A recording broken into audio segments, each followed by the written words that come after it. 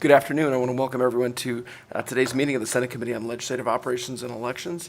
Madam Secretary, please note that all members are present except for Majority Leader Cannizzaro, who I believe is running late. Please mark her present when she arrives. Today we are going to hear Assembly Joint Resolution 10 and Assembly Bill 95. I would like to open the hearing on Assembly Joint Resolution 10. We are very lucky to have Assemblyman Watts and Attorney General Ford here on this resolution. Thank you for joining us today.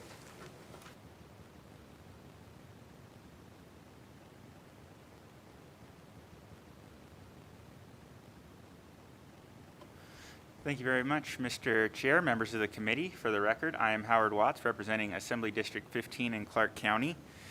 It's my honor to present Assembly Joint Resolution 10 for your consideration today, which fully bans slavery and involuntary servitude in the state of Nevada. We frequently hear and have often been taught that the 13th Amendment to the United States Constitution abolished the practice of slavery in our nation. However, that's not quite true. The actual language of that amendment is, and I quote, "Neither slavery nor involuntary servitude, except as a punishment for crime whereof the party shall have been duly convicted, shall exist within the United States or any place subject to their jurisdiction." The exception to our nation's abolition of slavery allows involuntary servitude to be administered as a punishment for crimes, with no further guidance other than the Eighth Amendment's ban on cruel and unusual punishment. For a quick bit of history, this language was copied into our U.S. Constitution from the Northwest Ordinance of 1787, which led directly to the creation of the states of Ohio, Indiana, Illinois, Michigan, and Wisconsin. All of these states, with the exception of Illinois, put that language into their state constitutions, and the practice continued as additional free states joined the Union and as Confederate states entered Reconstruction following the end of the Civil War. While the language was, at the time, a major step forward for human rights in this country, we of course have come a long way since then.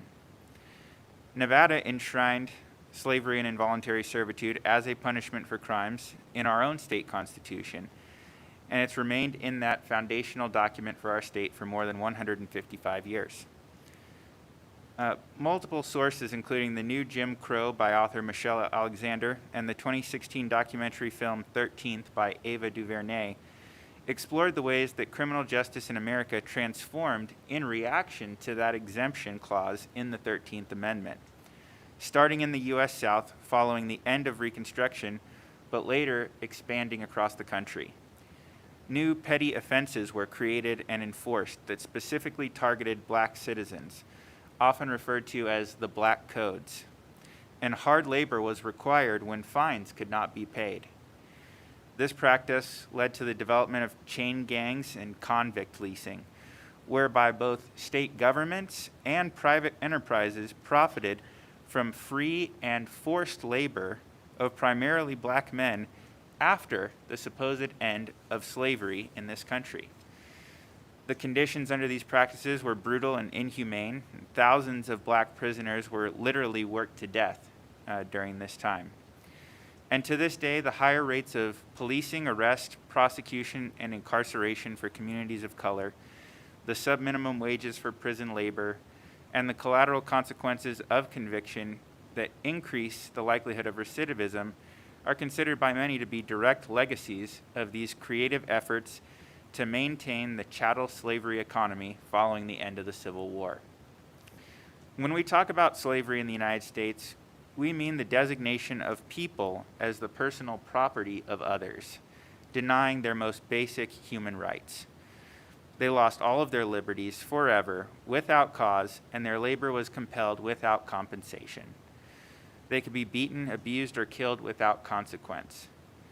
Now let's also be clear that the other term in this clause, involuntary servitude, means being forced to work without compensation and no choice in the matter. That is, or at least should be, very different from the temporary deprivation of liberties and voluntary work programs that exist in our modern criminal justice and corrections system today. 24 states, about half, have some form of ban on slavery in their constitutions, with an exemption for criminal punishment. The other half have no mention and are therefore subject to the language within the U.S. Constitution. However, in 2018, Colorado became the first of those 24 states to change its constitution by completely banning slavery and involuntary servitude and eliminating their use as a criminal punishment. In 2020, Utah and Nebraska voters overwhelmingly passed measures to do the same. I believe it's time for Nevada to also close this chapter and open a new page where the foundation of our government reflects our shared values for freedom. We must ensure that nobody will ever live the horror of state-sanctioned slavery and servitude ever again. With that, the text of AJR 10 is simple. It removes from both the ordinance and Article 1 of the Nevada Constitution the clause allowing for slavery as a punishment for crimes. It is my hope that in 2024, Nevada will join these other leading states in the movement to finish the abolition of slavery and involuntary servitude in America. We've seen over the last year the scars of slavery and racism still cause pain throughout the state and across our country. Changing this language is important to help us all heal and to demonstrate our commitment to the concept of justice for all. These words hold extraordinary weight to Black Nevadans and Black Americans. They certainly hold weight to me as the great-great-grandson of Coleman Watts, a man who was born enslaved in the United States of America. So on behalf of the entire Nevada Black Legislative Caucus, I am here to urge your support for this Assembly Joint Resolution, and I'm glad to answer any questions that the committee may have.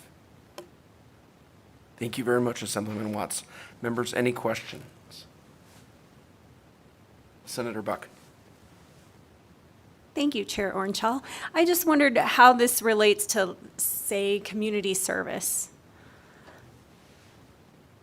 Thank you for the question. Through you, Mr. Chair, to Senator Buck. Oh, you can Howard go direct Watts. to the senator. You don't have to go through. Thank you. Howard Watts for the record.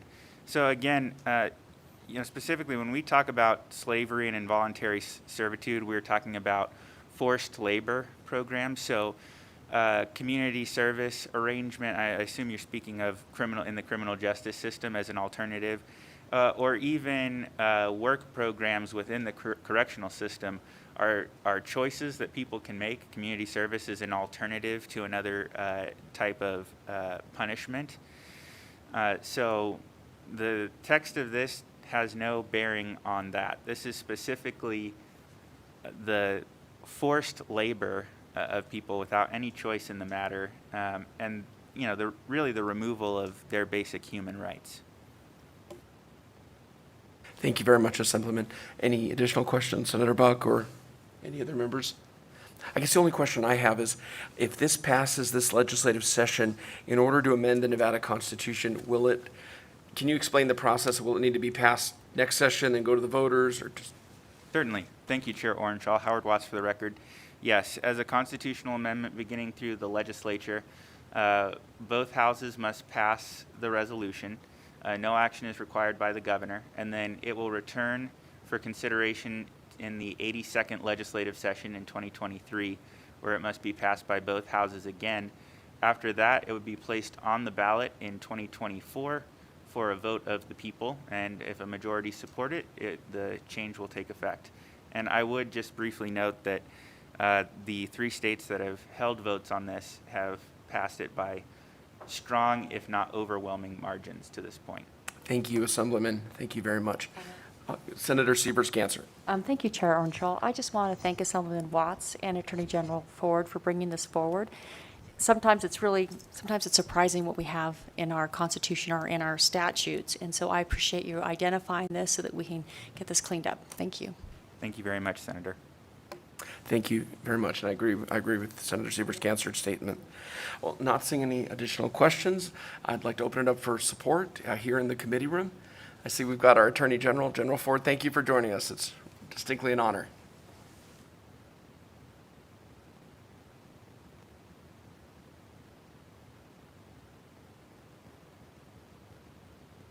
You may.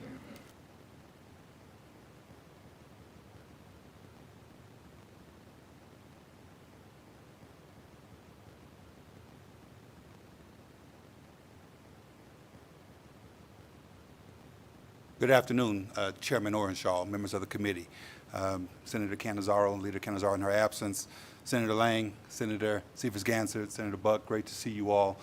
Frankly, I miss sitting up there sometimes, and I sometimes envy, but sometimes don't envy what it is you're dealing with these days. Great to see Mr. Stewart, who was my very first committee manager, Natural Resources Committee, Brian Fernley, who I worked with quite a bit on Judiciary, and your fabulous staff. Great to see everyone. My name is Aaron Ford, and I am your Attorney General. I appear before you today to testify in favor of Assembly Joint Resolution 10, AJR 10, which seeks to remove language from the Nevada Constitution that authorizes the use of slavery and involuntary servitude as a criminal punishment. I apologize at the outset for repeating in my testimony some things you've already heard our bill sponsor say, but frankly, I think it bears some repeating. And thanks again for allowing me to share my thoughts in support of this bill. Article 1, Section 17 of the Nevada Constitution currently states, and I quote, "Neither slavery nor involuntary servitude, unless for the punishment of crimes, shall ever be tolerated in this state." The clause in this section I just quoted, "unless for the punishment of crimes," provides an exception, allowing for legalized slavery and involuntary servitude, and it employs the criminal justice system to do it. As I'll reference more in a second, a similar clause appears in the 13th Amendment to the United States Constitution. And just as that clause undermines our United States Constitution, so does this clause undermine our very foundation upon which the great state of Nevada was built. Indeed, as a commentary states in 2016 film The 13th, which provides itself as an in-depth look at the prison system in the United States and how it reveals the nation's history of racial inequality, the 13th Amendment's exception has permeated our society. But back to our state's founding. The Nevada Constitution was created with urgency in 1864, hence the battle-born state, as part of the president's efforts to prevail in the Civil War, fought over slavery. The governor at that time, James Warren Nye, deemed that neither train nor postal service was fast enough to deliver the handwritten Nevada Constitution to President Lincoln before the upcoming presidential elections. According to the Nevada State Library and Archives, Governor Nye authorized for the Nevada Constitution to be telegraphed across the continent to Washington, D.C.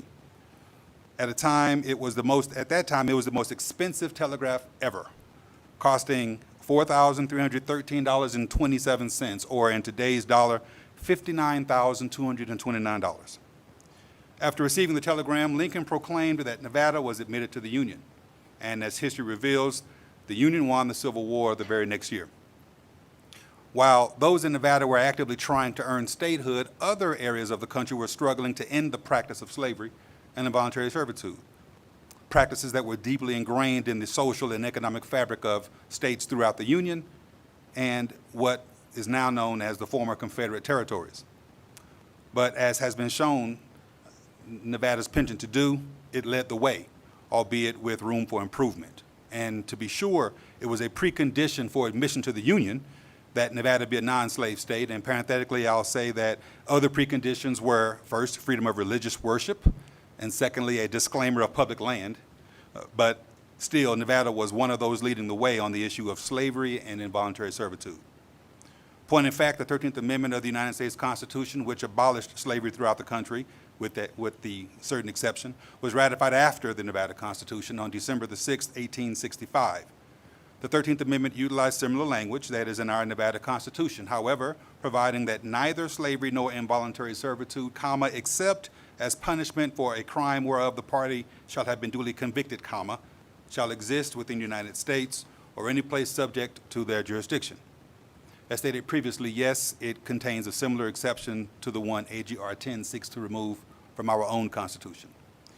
This language was often used for the purpose of circumventing the abolition of slavery.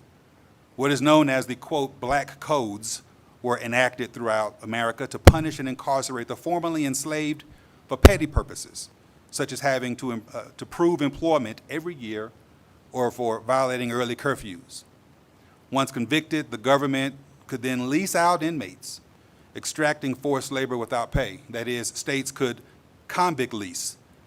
They could use that as a method of loaning or renting prisoners to companies for their private use.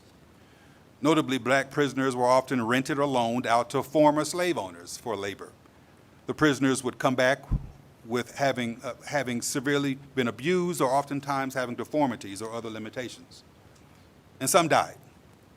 In my mind, that was really a way for racists to act out vengeance for no longer having the right to own people and enslave them.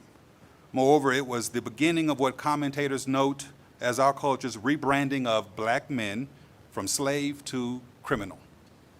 For more on that, I commend to your reading a book by the author Douglas A. Blackman entitled Slavery by Another Name, The Re-Enslavement of Black Americans from the Civil War to World War II. AJR 10 is designed to protect all groups from slavery and involuntary servitude. While black Americans are disproportionately represented in Nevada prisons, incidentally, black people make up approximately 10.3% of Nevada's overall population and a little more than 31% of Nevada's prison population. There are, however, in sheer numbers more white people in Nevada's prisons than any other ethnic racial group, with 42% of Nevada's prison population being white or Caucasian. Ultimately, I believe individuals of every race, color, creed will benefit from AJR 10. AJR 10 serves to rid us of the last vestiges of slavery. This clause in question is not only antiquated, but it is entirely unnecessary to achieve the criminal justice purposes of, among other things, punishment, deterrence, rehabilitation, and restoration. As I close, I want to share a personal story, some personal history, if you will. Introduce you to a gentleman named William Berry.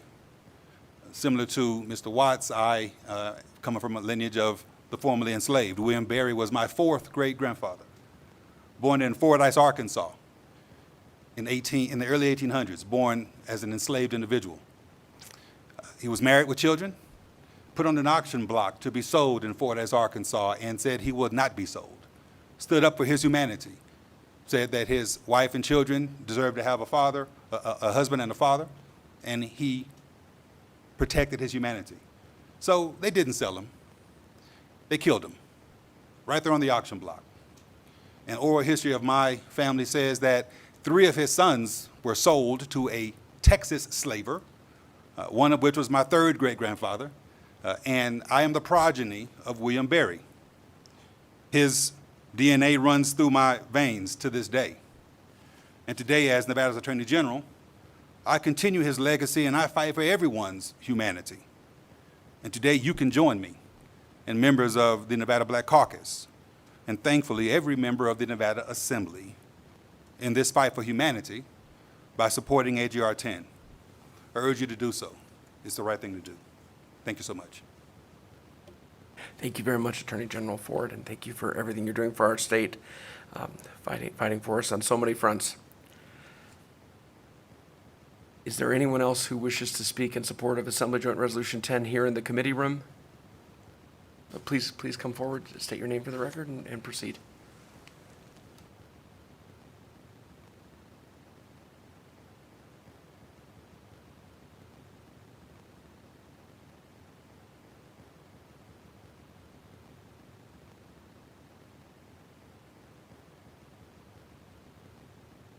Excuse me, I don't know if your microphone's on. Do you mind starting again? Thank you. Thank you very much, Chair. Good afternoon, and thank you.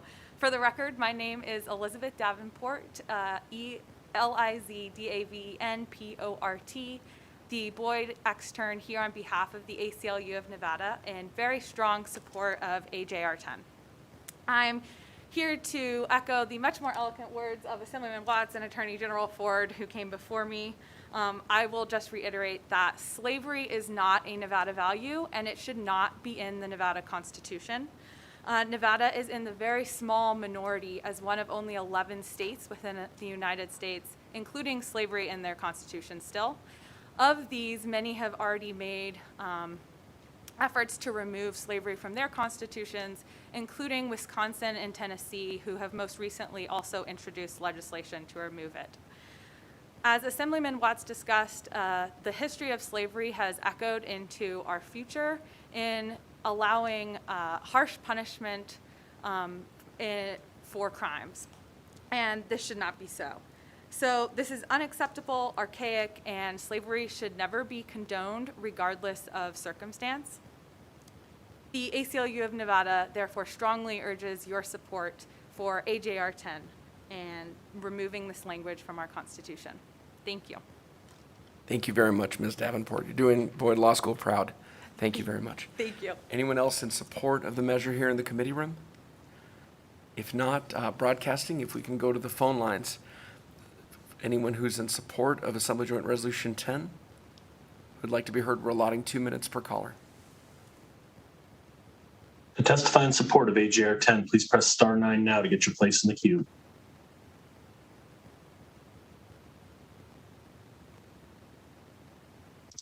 I repeat, to testify in support of AJR 10, please press star 9 now to get your place in the queue.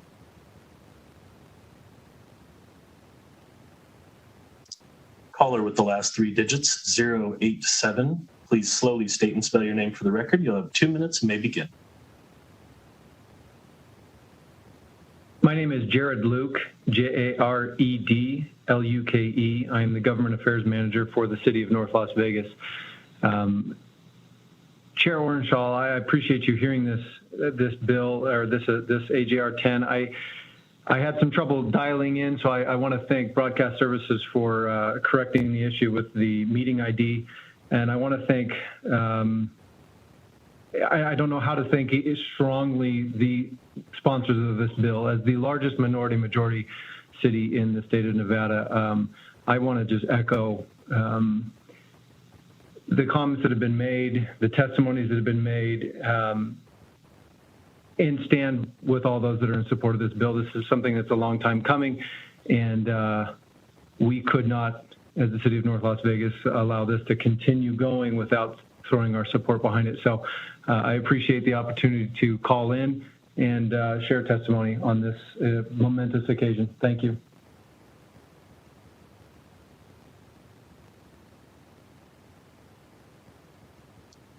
Caller with the last 3 digits, 130. Please slowly state and spell your name for the record. You have 2 minutes and may begin. Good afternoon, Chair and members of the committee. For the record, my name is Christine Saunders. That's CHRISTINESAUNDERS. And I'm the Policy Director with Progressive Leadership Alliance in Nevada, here in support of AJR 10. First, we want to thank Assemblyman Watts for bringing this important piece of legislation forward. I also want to thank the Attorney General Ford for his insightful testimony and valuable Nevada history lesson today. The Nevada State Constitution is our state's guiding document, an agreement of how we will interact with each other, our shared values, and a symbol of our ideals. This language in our Constitution is not the Nevada we want to be. The global pandemic and the rise of the Black Lives Matter movement have created a watershed moment for change. Thousands of Nevadans have taken to the streets to demand an end to the ways in which our institutions perpetuate systemic racism. Nevadans are looking for the state to do what's right. We must act to remove this outdated and harmful language from our state constitution. We urge your support. Thank you.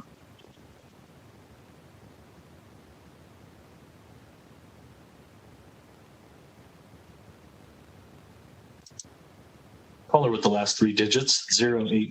Please slowly state and spell your name for the record. You have 2 minutes and may begin. Hi, Jim Hoffman, Nevada Attorneys for Criminal Justice. NACJ supports AJR 10 because we oppose slavery in all cases, including in the prison system. I don't think the bill needs any more justification than that argument, but I would encourage the committee to reflect on this question. If our criminal justice system still allows slavery, where else might there be bias and discrimination in other pieces of the system? Again, we support AJR 10. Thank you.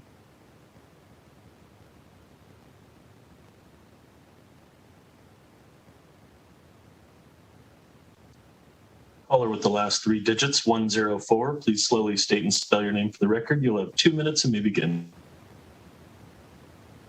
Good afternoon, Chair and members of the committee. My name is Maria Teresa Lieberman Parraga. That is MARIA-TERESA-LIEBERMANN-PARRAGA, and I'm here representing Battleborn Progress. We are in strong support of AJR 10, and thank Member Watts for bringing it forward. And I'll keep it short by saying ditto to everything that folks just said, and add that Nevada is a battle-born state, and because of that, we definitely need to make sure we take slavery out of our Constitution so we can stand for what we really stand for, which is freedom and second chances for people. Thank you.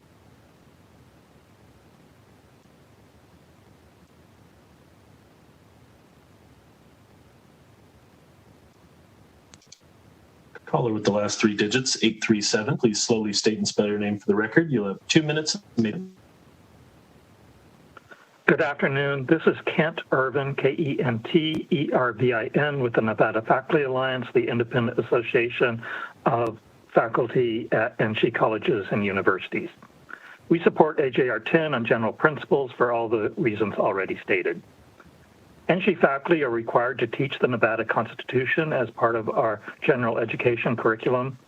AJR 10 provides teachable moments about how this provision got into the Constitution in 1864, its very harsh consequences, and the process to change it now. Thank you to Assemblyman Watts, Attorney General Ford for your eloquent testimony, and we urge your support. Thank you.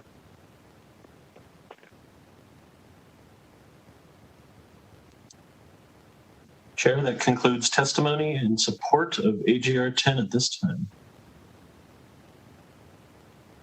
Thank you very much, Broadcasting. Broadcasting, is there anyone on the phone lines who wants to speak in opposition to AJR 10? We're allotting 2 minutes per caller. To testify in opposition of AJR 10, please press star 9 now to get your place in the queue.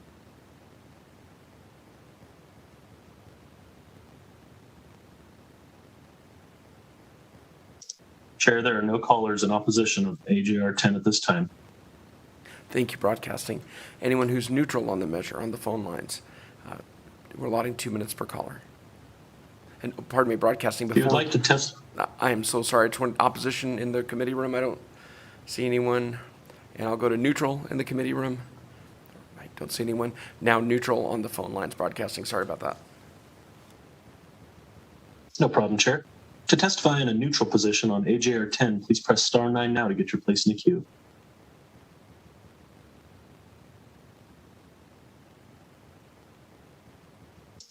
Chair, there are no callers wishing to provide a neutral position testimony on AJR 10 at this time. Thank you very much, Broadcasting. Assemblyman Watts, thank you for being here. Any closing comments you'd like to make? Thank you again, Mr. Chair. Howard Watts for the record. I'll keep it brief. Thank you all for your time and your consideration of this. As you can hear, it is, I think, both a clear need to, from a public policy perspective, to update our Constitution to reflect the times that we are in, and to ensure that it shows the values that we as Nevadans all hold. It's also a deeply personal issue for me as someone who did their ancestry and got back again to my great-great-grandfather and was able to see some of the records from basically when he became a freed man, as well as to the members of the Black Legislative Caucus. So I just wanted to thank you again and urge your support for this measure. Well, thank you for being here. Thank you for sponsoring this important legislation. We're very, very lucky to have you here. I'll now close the hearing on Assembly Joint Resolution 10, and I'd like to open the hearing on Assembly Bill 95, and we've been very lucky to have our friend and our colleague, former State Senator Parks, on Zoom, and we have Marla McDade Williams here in the committee room, and this is a bill sponsored on behalf of the Legislative Committee on Public Lands, and whoever would like to begin, thank you both for being here, Ms. Williams or Senator Parks. I think Senator Parks, would you like to start us off? Good afternoon, Chair Orenshaw and members of the Senate Committee on Legislative Operations and Elections. For the record, I'm David Parks, and I am pleased to present Assembly Bill 95 for your consideration. I had the honor of serving as chair of the Legislative Committee on Public Lands last interim. As I'm sure you're aware, the committee monitors a wide variety of natural resources and public lands matters crucial to the state's economy, lifestyles, and traditions. The committee typically travels to rural towns and communities around the state, holding committee meetings and conducting informational tours. These visits provide legislators the opportunity to visit with local, state, and federal officials and provide members of the Public Lands Committee the ability to hear directly from citizens of each community. Going into the last interim, the committee had planned to emphasize the state's cooperation with Native American tribes throughout Nevada. While many of those plans were derailed, including a potential committee meeting at a tribal facility, we were able to hold virtual meetings that included the Reno Sparks Indian Colony, the Las Vegas Paiute Tribe, and members of the Eastern Shoshone Paiute Tribe. Testimony presented at various meetings throughout the interim by members of the tribes offered a unique perspective concerning the management of Nevada's public lands. Based on a recommendation for legislation submitted by Assemblyman Howard Watts at the committee's final hearing in September, the committee voted unanimously to approve a BDR to add one tribal member to the Committee on Public Lands. The current membership of the Public Lands Committee consists of 9 members, 4 members of the Senate, 4 members of the Assembly, and 1 elected officer representing the governing body of a local Nevada government. Currently, Daniel Corona, mayor of West Wendover, is that local government representative. With the addition of 1 tribal member, the committee will have 10 members. Turning to the bill, subsection 1D of section 1 adds a tribal member appointed by the Legislative Commission based on a recommendation from the Intertribal Council of Nevada. The tribal member will represent the interests of Nevada's 27 tribes on a statewide basis. In addition to other conforming changes, the only other new provision of the bill is located in subsection 8 of section 2. It allows for the tribal member to receive the per diem allowance and travel expenses provided for state officers and employees generally. The bill will become effective on July 1st, 2021, allowing for the appointment of a tribal member in the next legislative interim. In conclusion, providing a tribal voice on the Public Lands Committee will offer a significant opportunity for the legislature and Nevada's tribes to cooperate on public lands issues. I humbly ask for your support of Assembly Bill 95. With that, Mr. Chair, I'm prepared to answer questions. Thank you for the privilege of your time. Thank you very much, Senator Parks. And as with Attorney General Ford, we miss you as well very much here, and we're glad to have you here presenting Assembly Bill 95. It's so good to see you. Would you like me to go to Ms. McDade-Williams and then open it up for questions? Ms. McDade-Williams, if you'd like to go ahead, and then I can open it up for questions. Thank you. Good afternoon, Mr. Chair, Chair Orenshaw, and members of the committee. For the record, I'm Marla McDade-Williams with Strategies 360, and I'm honored to be here today to present this bill with Senator Parks and on behalf of the Reno Sparks Indian Colony. I also want to extend our appreciation to Assemblymember Howard Watts for making this recommendation during the interim. We were appreciative of the opportunity to present to the Legislative Committee on Public Lands, and during our presentation to members of the committee, we discussed the resources and coordination needed to manage land within the reservation's boundaries. The adjacency to county and city boundaries requires extensive coordination with various local governments. Having a tribal representative on this committee will help strengthen relationships between state, local, and tribal governments. In addition, there's significant overlap of multiple issues under the jurisdiction of the Public Lands Committee that can benefit from a tribal perspective. Further, as you may know, Nevada's reservations are part of the federal land that makes up the state of Nevada. The Intertribal Council of Nevada has access to all of the elected members of Nevada's 27 reservations and colonies, and through Executive Director Desiree Quintana, I'm confident the ITCN can successfully select a representative that will be able to participate fully on the committee. Thank you, Mr. Chair, and I'm happy to answer any questions. Thank you very much, Ms. McDade-Williams. And Before I open it for questions, Assemblyman Watts, may I call you up to speak to the bill? It sounds like you had such an important role in this during your service on the Public Lands Committee. Thank you. Thank you.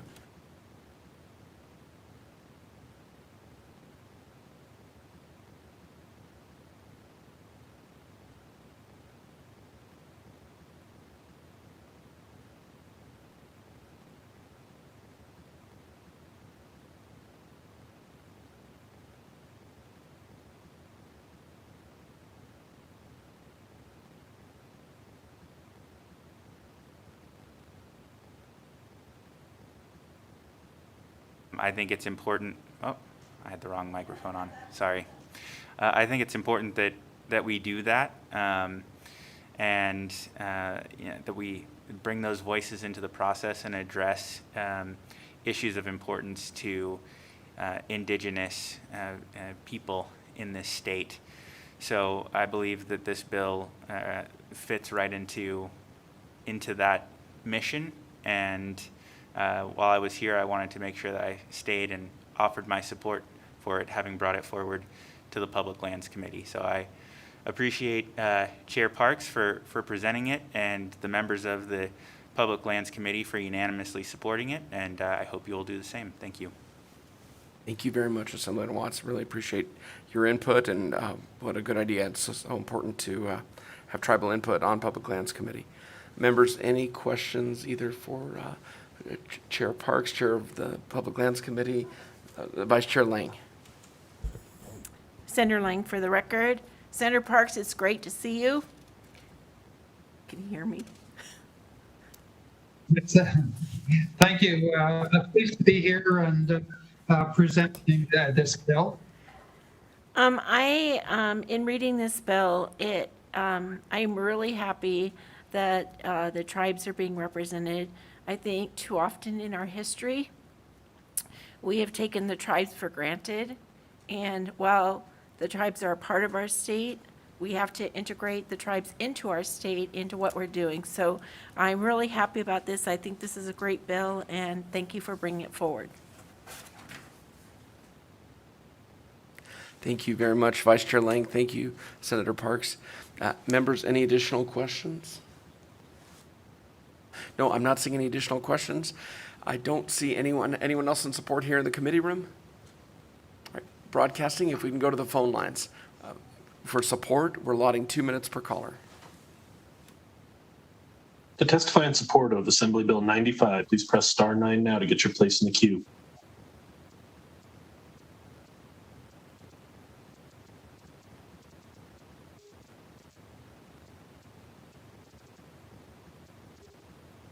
Caller with the last 3 digits, 130. Please slowly state and spell your name for the record. You have 2 minutes and may begin.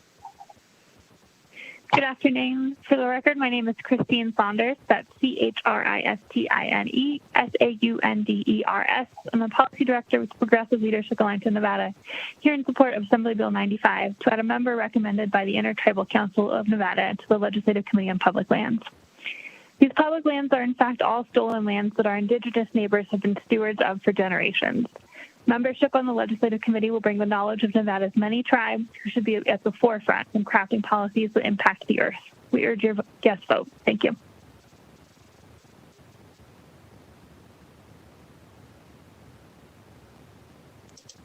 Chair, that concludes testimony and support on Assembly Bill 95 Thank at you this very much. time.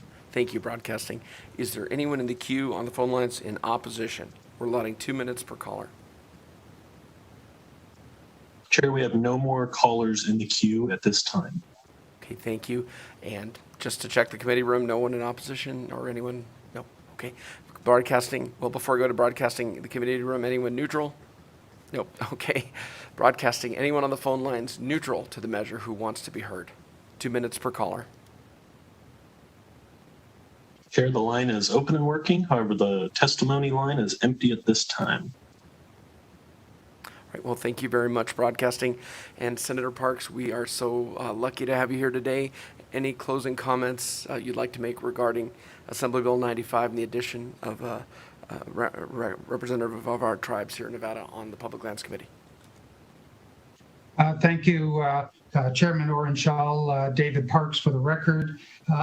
Just a couple quick comments, and one of which is that in the past that we've had local government representatives on the committee, and they have offered a very unique perspective to the work that the interim committee performs. We've had more recently Mayor Deborah March from Henderson, and we also had Commissioner Chris June Kiliani on the committee, and a number of other local government officials from across the state previously. This committee was created in 1970, and it wasn't until 1983 that we put local government representatives on the committee, making it a much better committee for consideration of public lands issues. So with that, I'll thank you for hearing the bill today, and I hope that you will favorably consider the bill when it comes time for a work session. Thank you. Thank you very much, Senator Parks, and always great to see you, and we do miss you very much up here, and thank you for staying active on this important legislation. With that, I'll close the hearing on Assembly Bill 95, and I would like, before we go to public comment, Madam Secretary, if we can please mark Majority Leader Cannizzaro as excused today, and then we'll go to public comment. Broadcasting, if there's anyone in the queue who wishes to make public comment, we're allotting 2 minutes per caller. To provide general public comment, please press star 9 now to get your place in the queue.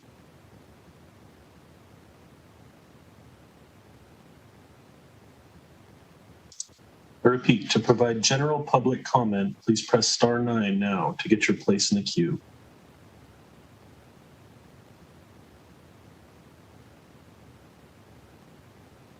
Chair, the line is open and working. However, there is no public comment at this time. Well, thank you very much, Broadcasting. With that, we are adjourned.